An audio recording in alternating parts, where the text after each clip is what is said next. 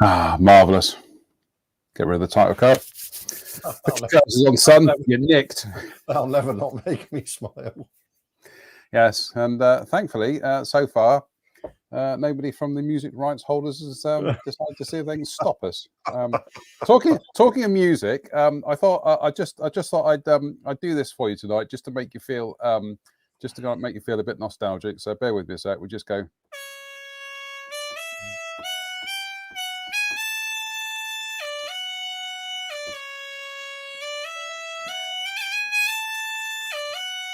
Are you playing on a stylophone?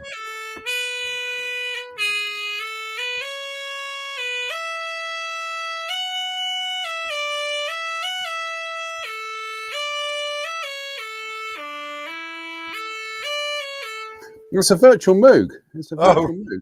So there you go. So a little bit of the cinema show there. Warner's Music, sue me.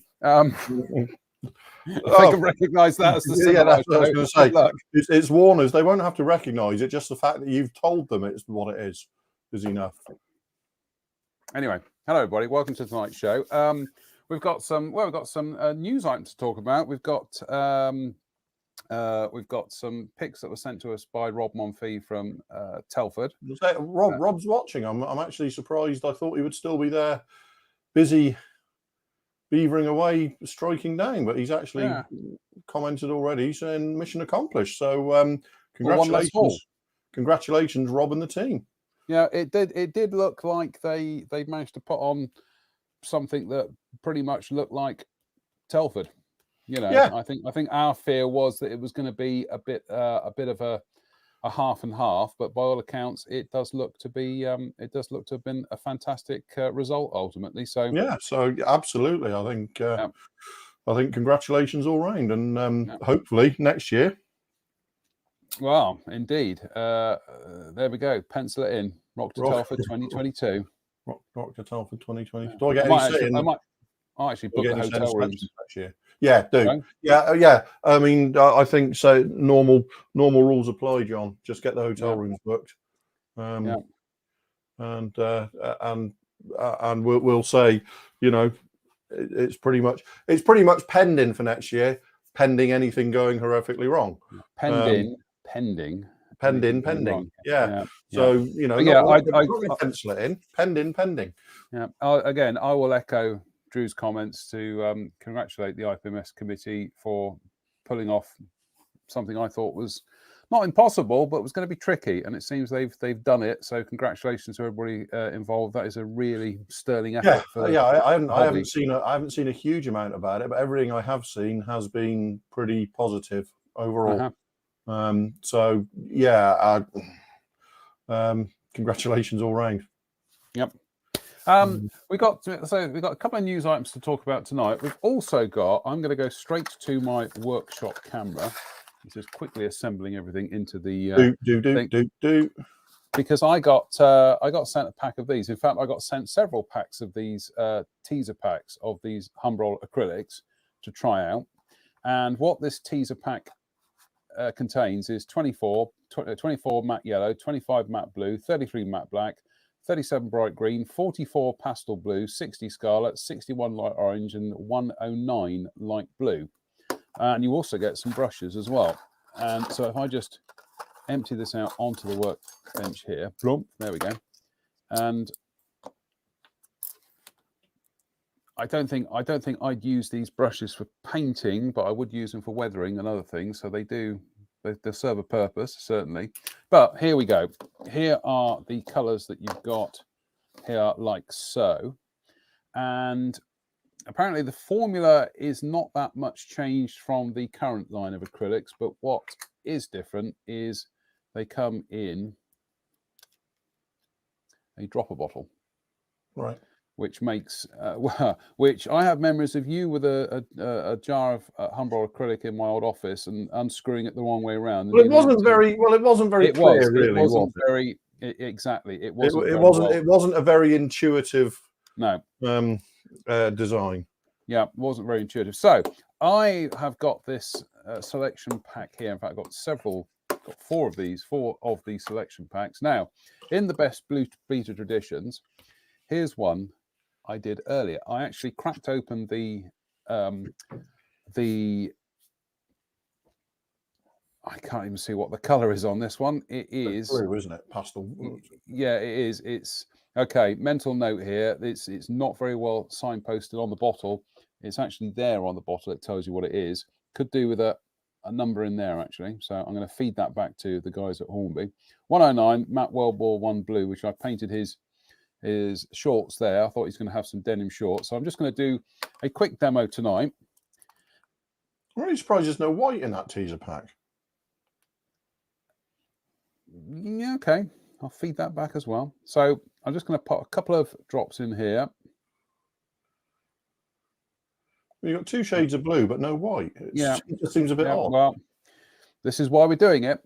The first thing I would say about these dropper bottles is, as much as I like dropper bottles, I don't know if you can see that. They absolutely, if you shake the bottles, it's not an airtight seal. So you end up with paint seeping out from the seal and going all over the nozzle. So that is something else we will be feeding back to them on this, because that is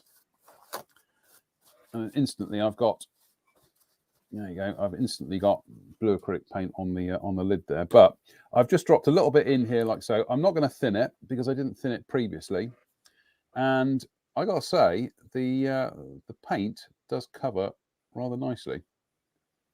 So I have given it a good bit of a shake up here. And with Sonny Bono's jeans here, I am just going to...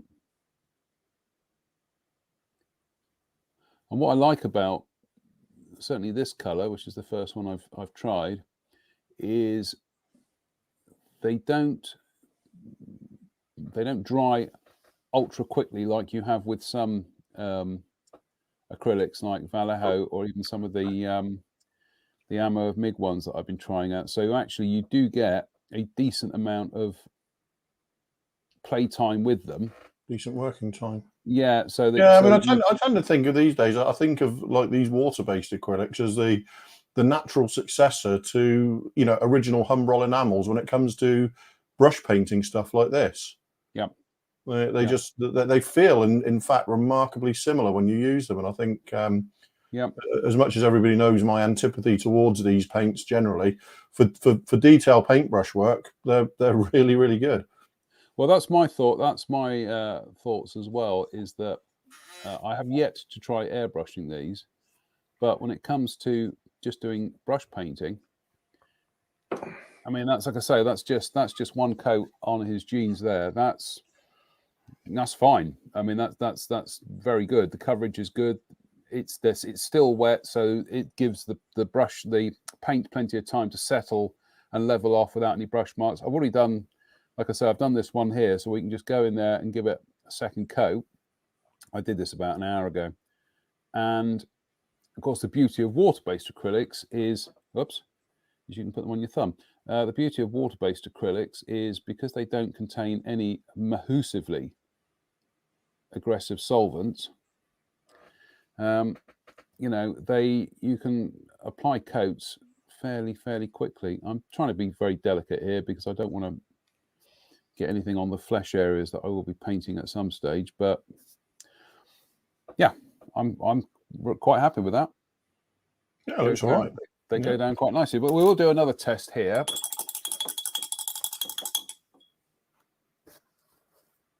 Just clean my... Oh, incidentally, this is one of the Pro Arty brushes that you can buy out there from art shops and things, whatever. This is a brilliant paintbrush, and I think these are literally something like about £3.50, if that. Absolutely fantastic little flat brush. So we have the paint. We've got the paint mule here. Again, in the best True Blue Peter editions, here's one I did earlier. That's a single coat of 33 matte black on there. But we'll try it. We'll try it again with a. We'll try it again with do it live on the TV. So let's just clean that jar out. And these, incidentally, are curry jars from Poundland. So I'll pop me onto full screen view, Drew, because that way. I was wondering why you hadn't already done. I always forget to do that. So again, I've given that a good shake What I don't like is, yet again, is how you don't get that tight seal between the paint, the nozzle, and the lid, so that actually kind of, as you're doing it, it's seeping out and coming into the. Yeah, that does need looking at, definitely. That does need looking at. But again, just because what are people going to do with a mixer bottle? They're going to shake it, aren't they? Well, of course. I mean, why would they do anything else? Yeah, exactly. So again, I've not thinned this or anything. It's got quite a nice thinned consistency anyway. But I'm just going to brush it on that because we've already got some colours on there. So we'll see how well it covers in a single coat.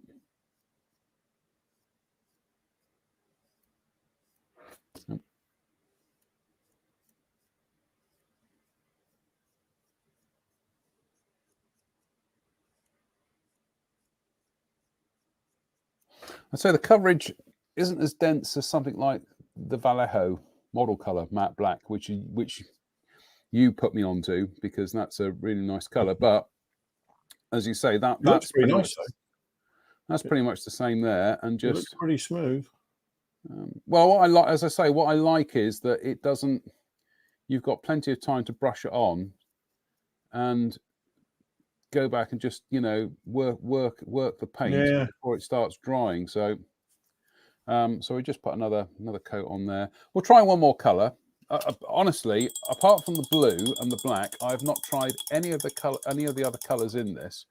So these genuinely will be kind of like live testings of them. I've got to say, I do, as much as I'm a little bit concerned about the nozzle design, it's not fatally flawed, but I think I'd like them not to leak like this. But I prefer this, even with these, I prefer these over the standard bottles. Yes, yeah. That one's not too bad, actually. That's a little bit of leakage on there. But now red is a notoriously translucent color that you really should put over white, or even a yellow, but a white. So we're just going to see. We're going to pick. We'll do a little bit on the tail. Oops, do a little bit on the tail plane there, and we'll do a little bit over there just to see what the coverage is like.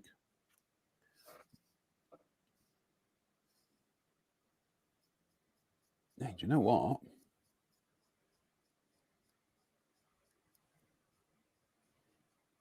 Looks pretty nice. That's pretty darn good. That is. I like that. Because red, you know what's red's like. Oh, yeah, absolutely. That is. It's not bad. That's not bad. Let's see how it fares over these colours here. There we go. Yeah, you can see. Yeah, I mean, in fairness, you wouldn't expect it. This is the test to show you. This is exactly what I mean about reds being a translucent colour. But you could probably, you won't be applying red over black. Let's put it that way.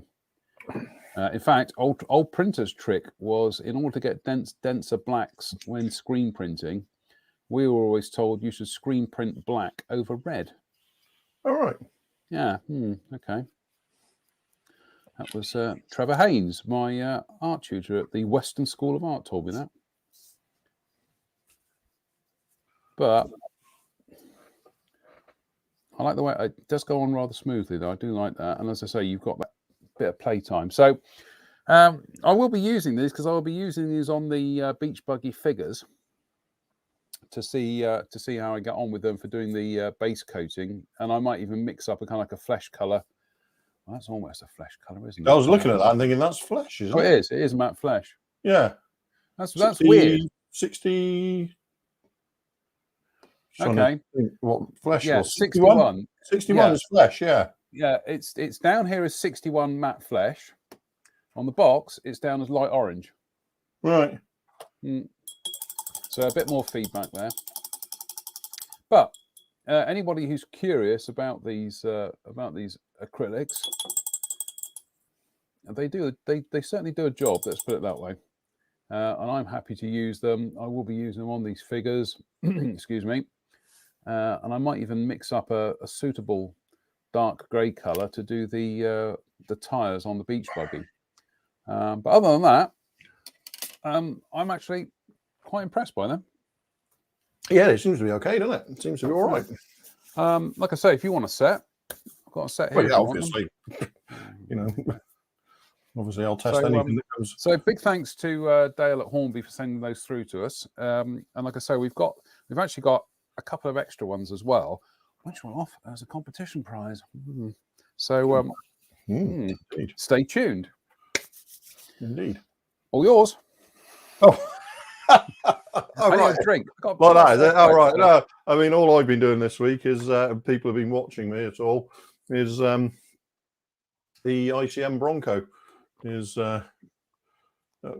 Oh yeah, thanks, Mike. Hang about comments. You tell me what the comments are.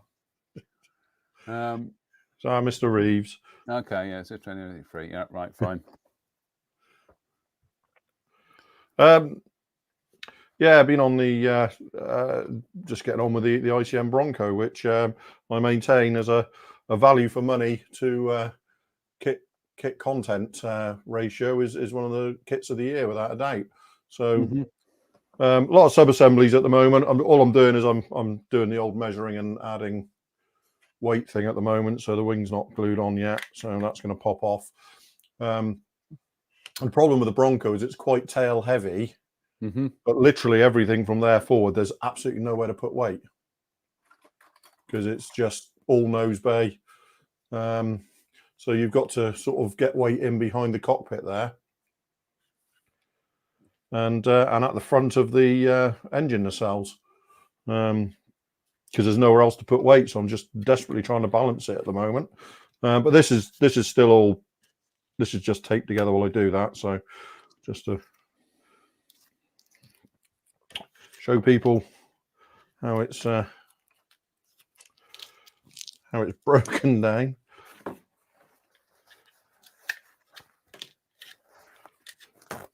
So in terms of filler and stuff, I mean, it's twin booms generally do need some in various places, and this is no different to that. But it is a small amount of filling. If people have seen the breakdown, the top of these nacelles here is a flat piece that's actually molded in with the wing upper half, and I just sawed them off and added them to the engine nacelles. And you can see that the assembly there still, you know, it's still a perfect fit. The idea being that because I want to do European 1 scheme, it means I can spray all the camouflage in sub-assemblies and then bring it all together later, because it's obviously going to be difficult to get inside booms and stuff to camouflage them with quite a complicated camouflage. But in terms of the fit, I mean, I think you can see the kind of there's a little bit of black CA there and there. There's some around the sponsons there. A little bead of Milliput was run into the sponson joins, and using a wet finger and some water just smoothed off. This is just seeing how the fit of the belly pan goes. There's not actually any that's not super glue. That's just a bit of Mr. Surfacer just to see how it is prior to dealing with the join. So I would suggest overall the kit fits really, really nicely. All the control surfaces are separate, so they're separate, but for some reason they haven't actually provided the flaps in a way in the kit that you can do them deployed, if you like. So you need to look at some references and not modify, but set the flaps up to do them dropped. They're not provided that way in the kit. And hopefully you can see the interior there. It's all other stuff here, like the seats are being dealt with as we go forward. I've used Milliput to make the seat straps there. So I'll have to put some buckles and stuff on those before I paint them. But yes, it's fantastic. What a fabulous model. You know, for less than 30 quid, you can get this for. ICM are just basically knocking out of the park these days in terms of the quality versus price. So yeah, that's the Bronco. The other thing I got this week, which a lot of people have seen, is I've got this pen sander, PS13 pen sander, and I've said all week that it's an absolutely pointless. It's unnecessary. There's no reason at all you need this, and I maintain that. But it's so great. It's so great. I'm happy to say you don't need it. What it brings to the party is extreme accuracy to your sanding. Because if you're sanding something like along this join here, normally if you're sanding with a piece of wet and dry, you're controlling both the sanding action and the accuracy. With the pen sander turned on, all you're doing is controlling where it goes. The pen sander is doing all the actual sanding. So you can really easily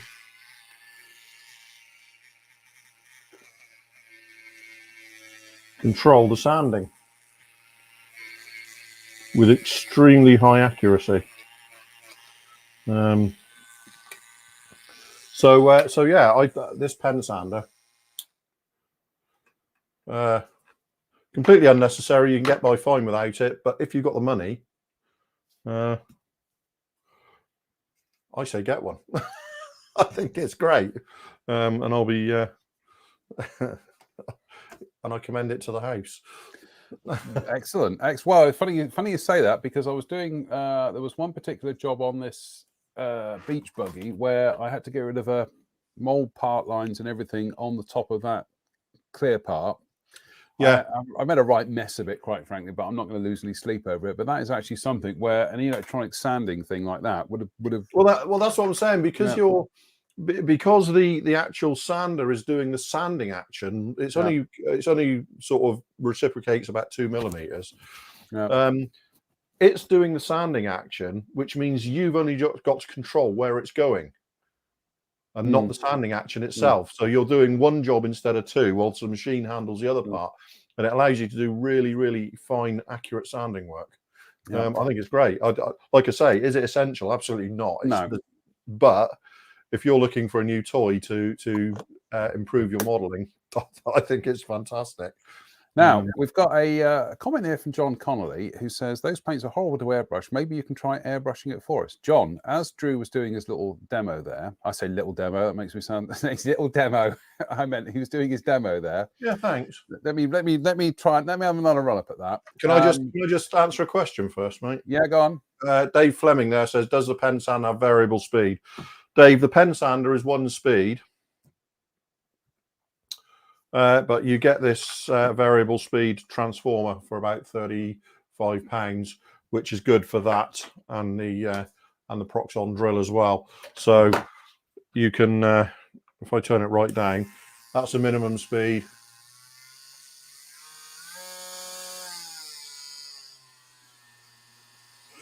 And so there's a. Yes, it does have variable speed, because you have to buy the transformer for it.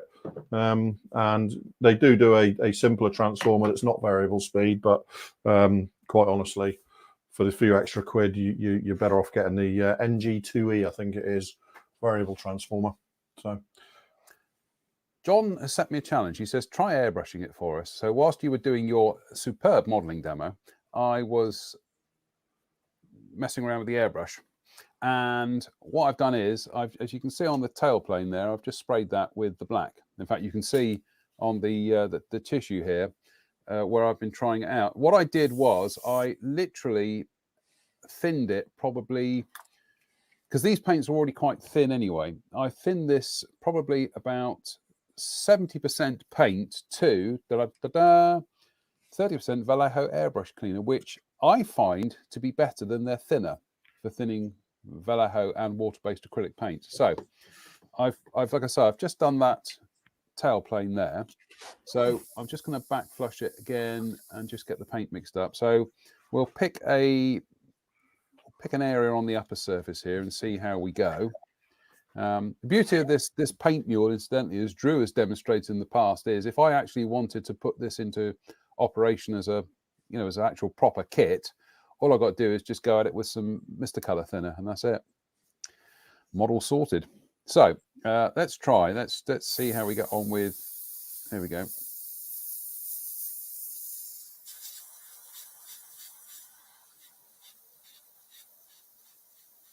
Now, I've just got to adjust my technique here so that I'm not trying to spray this like I am with Tamiya acrylics or Tamiya lacquer colors or Mr. Color or Gunzi or anything else that is more of a lacquer base. That's probably a little bit on the thick side at the moment, but as you can see,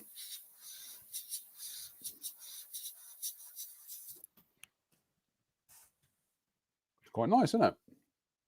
Right, yeah. Yeah. Incidentally, the red that we brush painted on and the black just now, that literally was touch dry with about 5 minutes.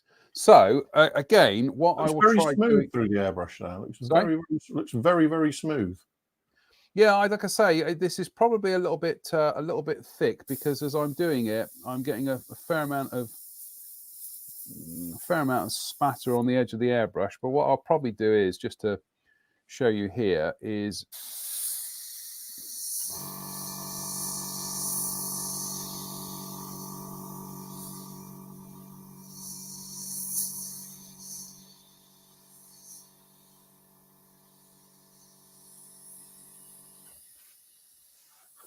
yeah, that really does require thinning down because that's just a little bit too it's a little bit too thick for doing that kind of thing. So I'm just going to add a few drops of the Vallejo airbrush thinner. If you're wondering why I'm not using the Humbrol airbrush thinner, it's because I haven't got any. So I'm using what I have. I won't use water because that just destroys the surface tension of the paint. Then when it comes to airbrushing, it just starts beading. So let's just flood the surface to get a good. So that's now actually spraying a lot nicer. So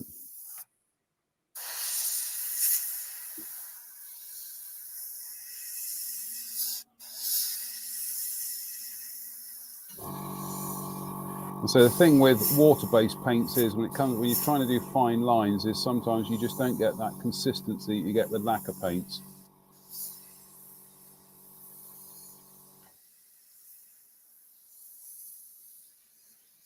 But it sprays. Let's just try and see what that's like for coverage on a larger area.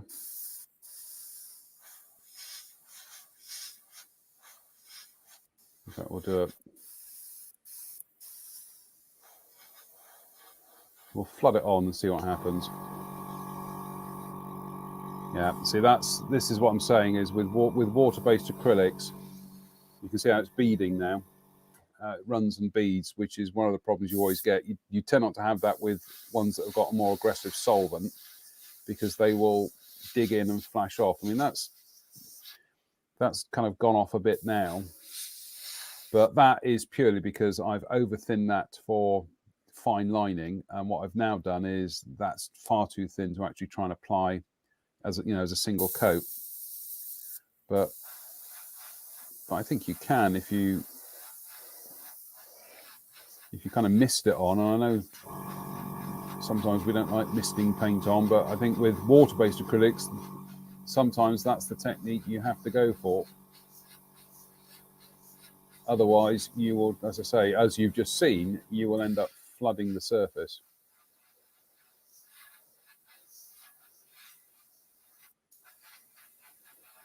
And obviously, once the paint has got a surface to take to like this, it is nothing it likes more than sticking to itself. So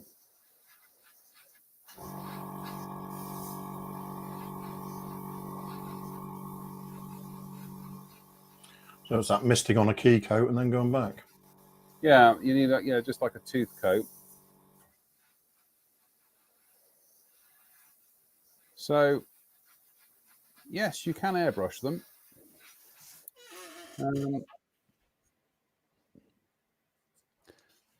But I don't think you can really kind of use them for really kind of fine line. They just don't have the properties to do that, I think. No, I mean, I don't think, in fairness to them, they're not designed for it, are they? No, exactly. Primarily, these are really brushes for paints rather for brushing. Yeah, I mean, they're for casual modelers. They're not exactly. really they're not really aimed at the likes of us with hundreds of pounds worth of solvents and solvent. I mean, I'm product. almost stress testing these beyond the bounds of what they're supposed to be used for. But in answer to your question, I've got so many comments, I've lost where the comment was now. In answer to your question, put your hand up, I've lost you. John Connolly. They can be airbrushed. They require a certain technique in doing it, but they can be airbrushed. What I'll do is, before we, goodness me, we're already halfway through the show. We haven't even got to the new stuff yet. So, but you know what it's like with this show is we like to do these ad hoc kind of demonstrations and be able to do something to feedback as well. So I'm just going to do is just give the airbrush a quick clean out. And that's the other reason I wouldn't like to airbrush them, is because of the havoc water. Yeah, I mean, this is with airbrushes. This is my cheapo Fender, and once this has had some airbrush thinner and water gone through it to neutralize it, then I will give it a good blast of hot lacquer thinner just to. There we go. We're clear. Right, okay. What I'll do is, live tonight, we'll try the Humbrol 61 Flesh, and we'll give Sher a quick coat and see how it goes. So that one sealed. Yeah. Sealed, didn't flood at all. Weird. You got a lot of black on the tip of that needle, though. I don't worry about that. I'm not worried. I'm just pointing it out. That's again, this is a thing with acrylics. Yeah. No, I haven't thinned this at all, so we'll see.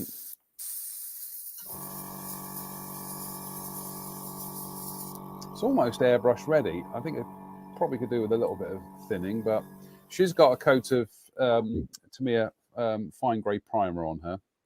So this is just a test.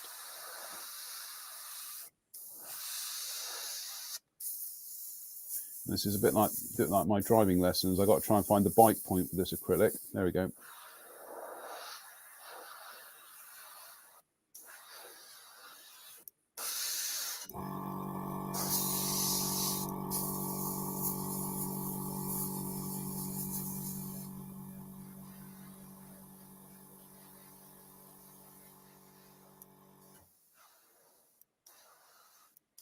And because this is kind of like straight out of the bottle, you are actually having to really, oops, Daisy, a bit too heavy there. You're actually kind of having to really pull back on the needle to get it to go through the airbrush. And then when it does, it just goes. Yeah, which is you're always going to get that problem with water-based acrylics. So, as I say, it's about finding the bite point. In fact, this might be an occasion where we actually use the needle limiter. There we go.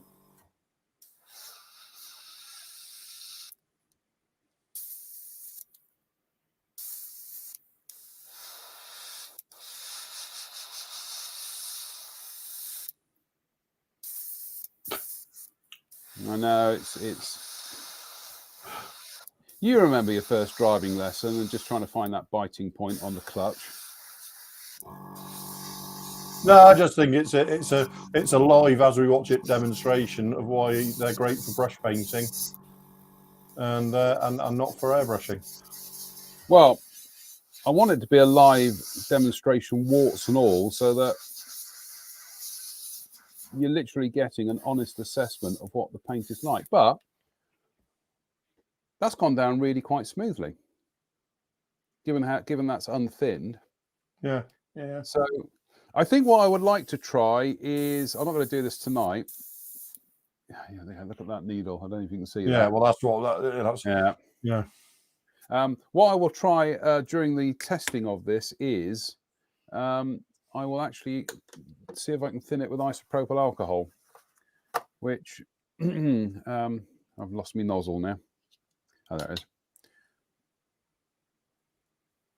That's why I tend to take the nozzle guard off, or indeed fit it the right way around, so that you've just got a bit more finesse, really. Let's back flush it. Anyway, look, we'll get on with the show in a minute. Like I say, we've a bit like freeform jazz. We're taking requests from the audience tonight.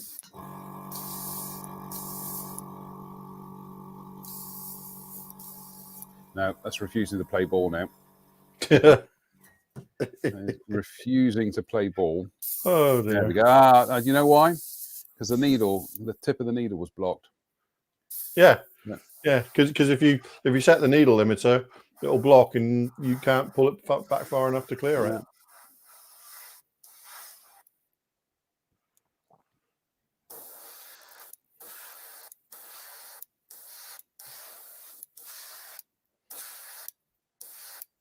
But I'll tell you what, that is probably a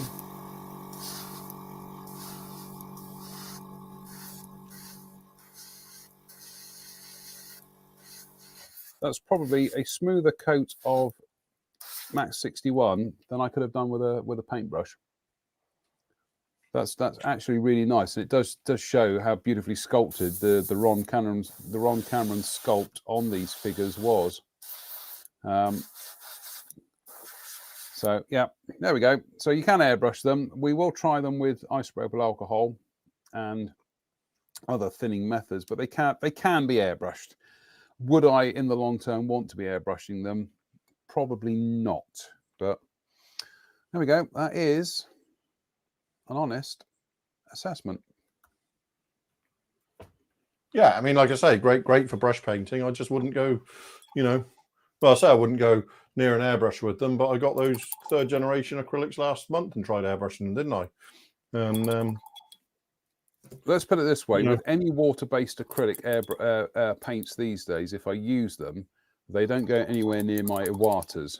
This is why I have these cheapo Fender airbrushes, which I'm using as kind of like test to destruction, machines. Is I want to see, how can they survive me using this now? And anyway, whilst I'm cleaning my airbrush out, not a metaphor, shall we talk about the news items for this week? And I'll let you go solo on this for a few minutes because as you know, with water-based acrylics, you need to get the airbrush cleaned. So it can't go solo. I mean, you have to be talking in the background because I think it's a huge discussion point, isn't it? The IBG have announced a Focke-Wulf 190 Dora series for next year, and they're advertising it as they've sort of moved on to a new level of tooling for them. And I mean, these are renders obviously, but if that level of detail is indicative of what we're actually going to get, then it's long overdue. So yeah, we've immediately had people, the usual people saying, why do we need another Focke-Wulf 190? It's it's overdone. The last Dora 9 in 72nd in mainstream injection molded is now not far shy of a quarter of a century old. Yeah, that's the Hasegawa one from the Tamiya one. Tamiya one from about 1996, 97, something like that. Yeah. So it's actually, it's a quarter of a century ago nearly, and it's not a great replica anyway. This is the thing about Dora 9s is, we've had innumerable kit companies have had a go at it down the years, but a bit like Spitfires, how many of them can truly said to be accurate? Well, none. I mean, the most accurate, I would say, Dora 9s are currently the Eduard 148th ones, and they're far from perfect. And they kind of bridge the gap between Eduard's slightly older style and their new, extreme high quality. But in 72nd scale, in 72nd scale, nothing. This is long, as far as I'm concerned, long overdue. And we've had some beautifully molded kits over the last few years. We've had the Academy one, which picked up a gold when it came out. However many years ago that was, over 25 years ago, I picked up a Model Fan Gold Award. We've had the Tamiya kits, obviously. You've had I think Hasegawa had a nibble at them in the early to mid 90s. In the early 90s. I mean, the Hasegawa one remains overall the best 72nd scale Dora 9. Yeah. In terms of, representation, fidelity, and accuracy, because the thing is, the Tamiya one isn't actually all that accurate. No. Whereas the Hasegawa one is actually very accurate, even if it has got faults. The problem is you haven't got a 72nd one that accurately represents the wheel bay yet. Yes. And and you certainly haven't got 72nd scale D11, 13 and stuff like that, which all had things like annular radiators in the cowl and stuff that the Dora 9 didn't have. So if IBG are going to cover all these little differences, this is just, it's long overdue in my opinion. It's one of my favorite aeroplanes of World War II. Over and above the A and the F 190s, certainly. And if they're going to bring a new level of their own quality to it, bring it on, as far as I'm concerned. Yeah, no, I agree. As I say, we do get this thing, why isn't it an XYZ? Because IBG, again, like so many manufacturers, they want to have something that's going to bring in money, going to bring in the big bucks. And if they can go into the market with a kind of state-of-the-art 21st century Focke-Wulf 190 and 72nd scale, then that's a no-brainer. Yeah, absolutely. It's no matter how many people or what people think about doing these kinds of subjects, they generate income. Yeah, and that's it's a phrase. It's a phrase I'm afraid I'm off to use, and I was told this week I was being boring for using it, but it's a business. It's not a service to modelers. Yeah. These companies need to have things in the range that will bring, the euros, the dollars in, and long term as well. And long term, exactly. Which is why everybody wants to have a stab at Spitfires. Everyone wants to have a stab at Mustangs, 109s. As I maintain, in a frequently used expression is a license to print money, isn't it? Yeah. There are two licenses to print money in aircraft. Two. In Tier 1, there are Spitfires and 109s. They are the only two licenses to print money in Tier 1. In Tier 2, you've got Focke-Wulf 190s and Mustangs. And then everything else. Stukas, and then anything, zeros. Everything else, zeros, all of that. Yeah. Your tier 1 is Spitfires and 109s. Your Tier 2 is Mustangs and 190s. And then everything else follows on. Everything else it's like with armor. Yeah. You've got Germans, Tigers. You've got one Tier 1 license to print money in German armor, and that's anything that had a swastika on it. And possibly the Sherman, although I'd probably even put the Sherman in Tier 2. And that's not about what you like as a subject, because you know that I'm completely overcome by indifference to German World War II armor. But it is the only Tier 1 license to print money out there. And when people say things like this about, I wish it had been, and going into some of the comments I've seen today, it's denied them the chance to do something really interesting like a Blackburn Botha. Yeah. I got nothing. I got nothing. Just, and that is, unfortunately, that is people bringing their personal preferences to what is a business decision. And it's another phrase we're off to use, and that is mirrors do not make good windows to the world. Yeah, absolutely. Yeah. It's like, and in a similar vein, we've also had some information this week from Qatari with their 32nd scale Spitfire Mark 1A mid production model. And again, people are going to be going, oh, not another Spitfire, but hang about. How many 32nd scale Spitfire Mark 1s are there out there? Mainstream injection molded kits? 2, and they're both from Revell. One, they're one from the 1960s, early 70s, and their more recent one, which, you know, it's nicely molded in places. But having watched Jen last year, either was it last year or this year when she was doing the Iron Maiden one, even I was looking at that and thinking that shape is off. Yeah. So you are, you know, Qatari are kind of like they're rising from the afterglow of Wingnut Wings. They want to get into the market and have something that is going to guarantee an income and a state-of-the-art 32nd scale Spitfire Mark 1, and especially, as we can see from these CAD renders, one that isn't going down the rabbit hole of engines, gun bays, anything like this. This is like the Tamiya Tomcat. This is a straightforward, no-nonsense kit. And hopefully, because of that, it's going to be, you know, pretty much the last word in accuracy for this type in this scale. But it's going to be affordable. Yeah. It's going to be affordable because a lot of people want to build multiples of things like this. Uh-huh.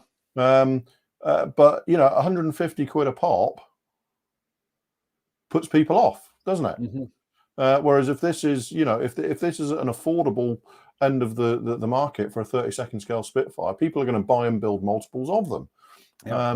I think, you know, and let's be honest, you got people like Brassin and all these people are going to be along with engines and gun bays, hopefully more or less simultaneously, you know, because a lot of these manufacturers now get sent test shots and stuff to work on, don't they? You know, so that the kind of release window for the aftermarket is almost the same as the release of the you know, the base kit. I think it's, I mean, I'm 100% behind this approach of you know, a simple but extremely accurate model that builds easily and quickly. You can detail that, or you can choose not to. It's up to you. I tend to fall on the side of, as much as it's very nice to have these injection molded kits these days that are all singing, all dancing, and, you know, kind of like for the enthusiasts, in theory, they don't have to go off and use aftermarket because it supplies everything and anything they could ever desire. That's fine, but it comes at a price. And for the huge sways of the more general market, they probably want something a little bit more, you know, just a little bit more straightforward. And I think that when it comes to things like this, is you are better off leaving things like engines and open gun bays. Let the aftermarket deal with that. Concentrate on getting the base kit correct, get the shapes right, get the detail, you know, get the external detail, everything like that. Get that done, and let the aftermarket deal with the enthusiast sector, because that's what they're there to deal with. Yeah, absolutely. I you know, no argument from me. No, fine. No argument from me. I think we need to. This is inspired. This is inspired design, as far as I'm concerned. Fully support. Again, people will be saying, "Well, there's Spitfires out there. Why aren't they doing something else? Why aren't they doing a 32nd scale? I don't know. Let's pick something out off the top of our hat. Why aren't they doing a 32nd scale Martin Baker 5 or?"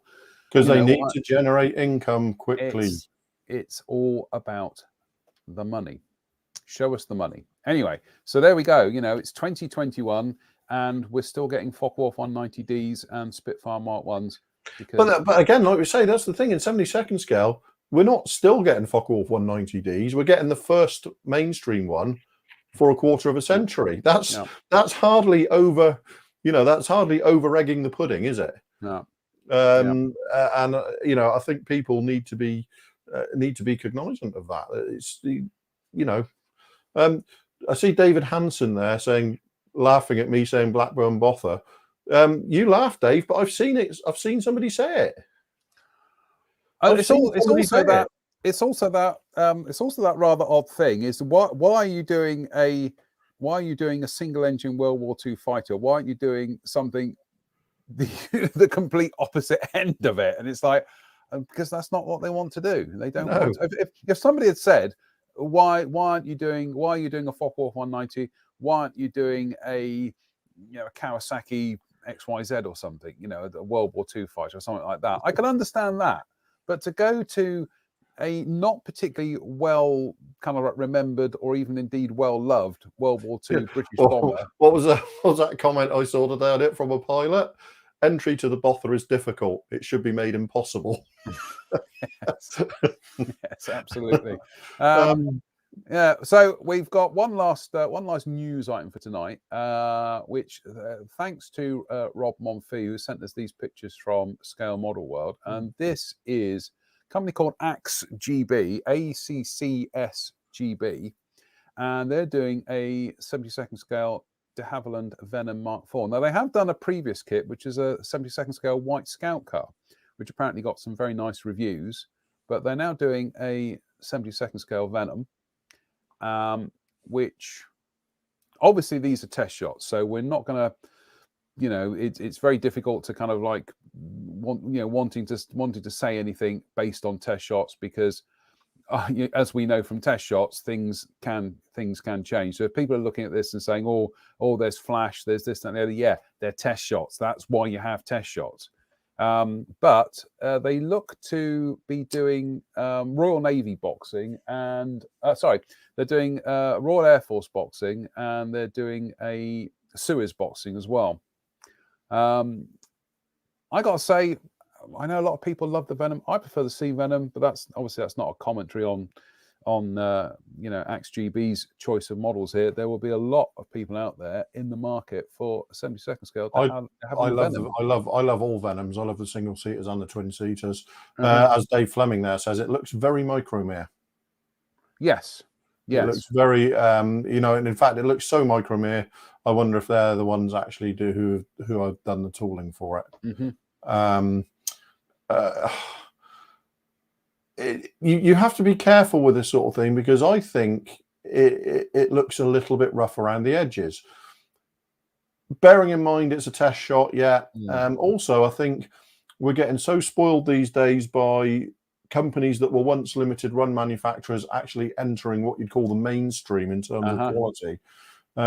We can sometimes be a little bit harsh, most of us of a certain age can remember when Eduard, were extremely rough, to say the very least. Yep. Now they are, they are ranked well up there with Tamiya. Yep. 20 years ago, ICM were a little bit rough around the edges. Yep. Now they are, this Bronco might well be my kit of the year. We've got to be very, very careful. Armour Hobby, less than 6-7 years ago, they were still doing limited run stuff. Now you look at the Wildcat, and there is, and the Hurricane for that matter, and the PZL7. There is absolutely nothing limited run about it. So we have to take into account that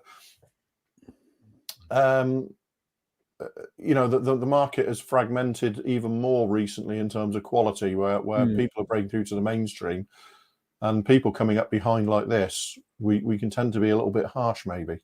Yeah. There's nothing going on here that doesn't make me not want to get hold of one, because I think that's pretty much that would be my take on it. It's something that I want to get hold of because I like the Venom. I was wondering if that was a Swiss nose. Dave there saying there seems to be a Swiss nose on the sprue as well. Yes, I think you're right. So it's got the Pinocchio nose, hopefully, because they used them up until well into the last week 80s. 80s. I think it was still in frontline service with the Swiss. So, and I think it's a fantastic looking aeroplane. That little bit beefier wing setup with the tip tanks over the Vampire just makes it what I like. See Mike there saying, "Wow, look at those sprue gates." But that's what we're discussing, Mike. Is the fact that we have to be cognizant of the fact that so many companies have come through and entered the mainstream, that there are still companies like this doing stuff like this that a lot of people would otherwise be overlooked. So Yep. we have to be careful about being too harsh. Yeah, this is a with all due respect to Axe GB, this is a small company. This is not. Yeah. This is not kind of this isn't an Edward or an IBG or a Dora Wings or who were once small companies. Exactly. So no, we are looking forward to seeing this because it certainly has a lot of potential. And as Dave Fleming makes the point, 60 plus years since the last full run injection molded venom in 70 seconds ago, which was the frog one, kit. Yeah. The frog. I tend to think of 60 years ago as being probably about 1940. And yeah, then I have to remember that 60 years ago is actually 1961. Yeah. So, yeah, exactly. Yeah. Actually, when was the venom released by Frog? Wasn't it the early 70s in actual fact? No. The sea venom was the early 70s. Frog did a venom, but that. Sorry, venom I'm just thinking. I'm just thinking. The 50s.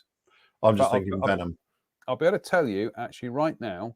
If I go on to scale mates, I think you'll probably find it's about 1953. No, not frog. I don't want to know about frog venom. I don't want to poison somebody, for goodness sake. Well, you say that, but I say that though. De Havilland Sea, 1955. Right, was there venom? De Havilland Venom FB4. All parts interlocking, no shaping or sanding. Instructions and plans, coloured decals, tube of special polystyrene cement. It says on the box here. So yeah, 1955. So actually, goodness me, Dave, you're out on your maths there. That's nearly 70 years ago. So I'm just going to get the camera back, so because I was literally going like this. I was literally nearly 70 years ago. Yeah. Yeah. Well, sorry, I was just thinking of venoms and sea venoms interchangeably. So, no, but the twin seater was the early 70s, wasn't it? Yeah. Yes, I do prefer the sea venom though. It's just one of those things. Just a quick catch up on the workbench here is that's fully dry, as was that one there. And if we go to Sher, yep, she's fine. She said that. What it has done is it's shown me where I do need to go in there with the sanding stick and actually do a bit more seam removal and also tidy up her fingers, because there was a mold part line went right across the fingers and they just got a bit mashed in the sanding process. But they airbrush fine. I'm not hitting any major problems with them here. So. But they certainly brush very, very nicely. Incidentally, just a quick bit of brush husbandry here. I have here in a curry pot some old remnants of soap. I can't think what it is. It's unscented soap from somewhere, and it's just a habit I have that whenever I've done any brush painting, I've really given the brush a good clean out.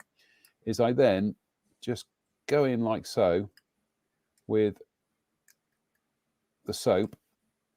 Give it a bit more of a clean, then go in again. And then what I will do is I'll actually get it to a point and I'll leave some of that soap on there. Because what that does is it dries and then it keeps the point. And the next time I need to use that, all I've got to do is stick it straight into the water, give it a shake, and it will instantly dissolve. So it conditions your brushes and it also helps them keep their point as well. So any little odd scraps of bar soap you've got, there you go. Top tip, I think. There you go. Ooh, top tip. We got a comment from Kat Ludwell, who I get the feeling lives rather worryingly close to me, because she knows all about the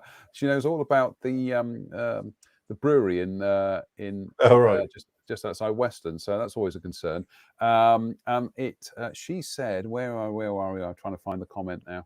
It's been a long day, people. Lordy. She said something about cake. Yeah, here we go. Oh no, it wasn't Cat. Sorry, it was Baghead. Baghead, 1966. Please, can I have my cider cake? Cider cake. You want some cider cake? Well, there you go. There's some cake. It was actually 3 slices of a blueberry vanilla sponge, and that was it. Pretty good. Love a bit of vanilla sponge. Very- Oh, a bit of vanilla sponge. Ooh. I had vanilla sponge on Thursday when I was in Severn Beach with my friend Toby, and we went for a quick walk, and we had a vanilla sponge there. So it's been a vanilla spongy week. But then I have also this week I have walked somewhere in the region of about 38 miles. So you got to earn your cake. That's all I'm saying. Right. We are gone past the half hour, the hour rather. We've overshot now. So, any other business? Not from me, no. Right. No, got my flu jab on Wednesday. Oh, I have mine. You're having yours this Wednesday? I'm having my flu jab on Wednesday and then my booster the following Tuesday. I'm going to have a look to see. Apparently there are some walk-in centres in Bristol, and there might be some in Western that I can go in for my third COVID jab. I had my flu jab during the week, which was quite good. Yes, mine's Wednesday. So. Jolly good. If you've never had a flu jab and you've never had flu, I will just say this: 2017, I actually got flu for the first time, and it suddenly made me realise that all the previous years that I thought you've only ever had a cold. The flu. No, trust me. I've had flu once when I was in my early 20s. Yeah. And I have never ever again said I've had flu when I've had a cold. No. The difference is night and day. And it was because of having flu in 2017, Christmas 2017, where I didn't have a Christmas. No. I just laid on the sofa in agony watching the Carry On films on ITV4, which got me through Christmas. That and Smirsh Pod got me through Christmas. Yeah. Then I ended up home Christmas and New Year. But honestly, after that, it was just like, I am having a flu jab. I'm having a flu jab. Incidentally, what are your plans for Sunday the 21st then? I'm not going to go to a model show, mate. You're not going to go to a model show? No, I don't want to go to a model show. Nice No, model I show don't. I've been to one this year, and it kind of made me think I don't want to yet. Yeah, okay. I really wanted to go to Jadlam.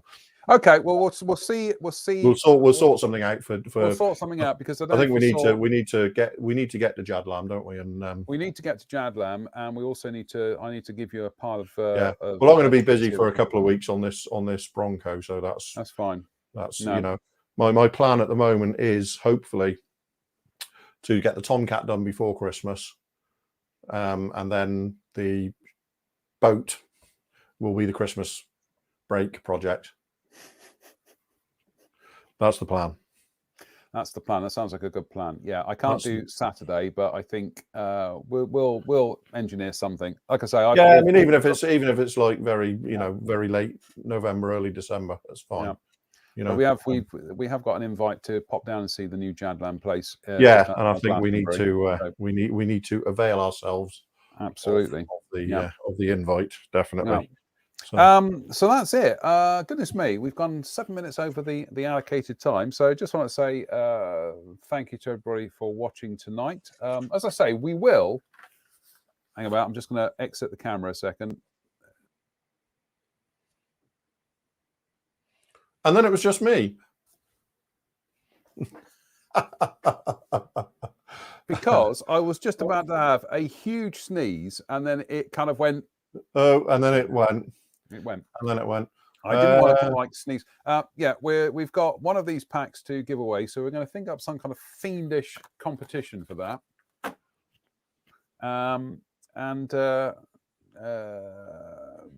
Drew says, "What Tomcat you doing, Mike?" Drew, I had to step away. Mike, it's the new Tamiya one with the carrier launch thing, essentially. Yeah. Straight out of the box, no aftermarket. Straight out of the box, no aftermarket for the hobby company. Yeah, kit decals, the whole thing. No. So, looking forward to that. Yeah, I don't blame you. Looking forward to build a Tomcat. Sorry?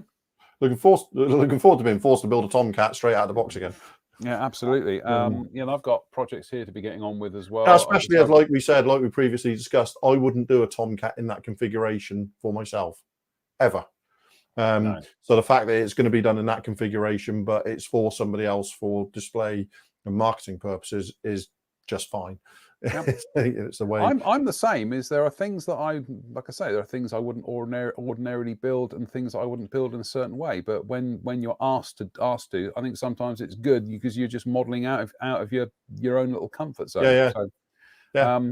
Anyway, thank you to everybody for tuning in tonight. That was very, very kind of you. Thank you to Drew. Are you midweeking or are you late? Yes. Yeah. I'm available. Okay. Yeah. We'll think of something for the midweek then. Probably do some updates and stuff and workbench things and whatnot, as always. And also thanks to Rob Monfils, who sent us a load of pics from Telford this year. We will put them up on the page if that's okay with Rob, and we might even go through them on Wednesday. It's just I just didn't have time to kind of process them, format them for the 1280 by 720 screen. But as you can see, that's pretty much the Telford we know and love, isn't it? Yeah, it looks pretty much the usual Telford, doesn't it? Yeah. I think that's one of the land models there, isn't it? It is, yeah. So watch out Telford 2022. We will be back, and we'll be back on Wednesday. So until then, everybody, stay safe, care. Stay out of trouble, and we will see you midweek. See you Wednesday. No. Night.